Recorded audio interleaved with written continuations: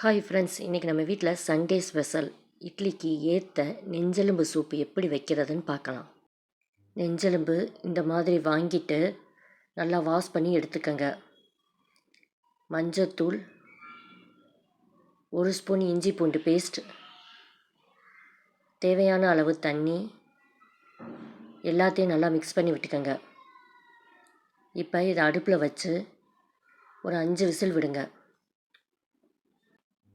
ஜாரில் ஒரு சில் தேங்காய் சில் சின்ன சின்ன பீசஸாக கட் பண்ணி போட்டுக்கோங்க. 1 ஸ்பூன் கசகசா, 1 ஸ்பூன் சோம்பு, 1/2 ஸ்பூன் சீரகம், மஞ்சத்தூள், ஒரு 10 வெங்காயம், எல்லாத்தையும் இந்த மாதிரி பேஸ்ட்டுக்கு அரைச்சி எடுத்துக்கோங்க.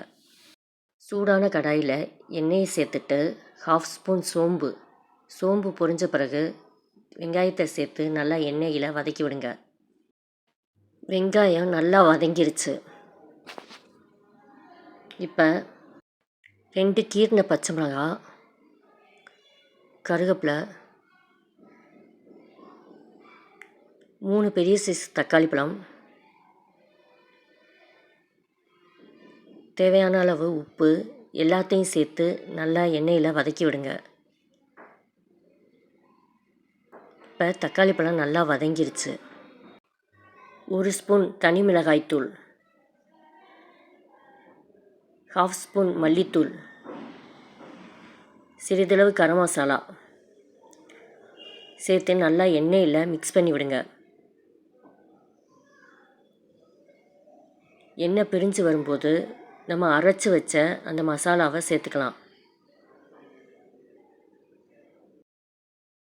பச்சை வாசனை போகிற அளவுக்கு நல்லா எண்ணெயில் வதக்கி விடுங்க.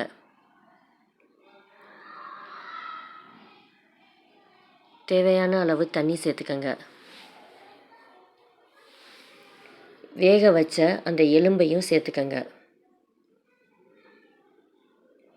எல்லாத்தையும் நல்லா மிக்ஸ் பண்ணி விட்டுட்டு இப்போ நல்லா 10 நிமிஷம் கொதிக்க விடுங்க. இப்போ குழம்பு ரெடி ஆயிடுச்சு ஃப்ரெண்ட்ஸ். கொத்தமல்லி தலையை தூவியாச்சு. அடுப்பை ஆஃப் பண்ணிடலாம். இதை வீட்டில் ஒரு நாளைக்கு ட்ரை பண்ணி பாருங்கள் ஃப்ரெண்ட்ஸ். தேங்க்யூ.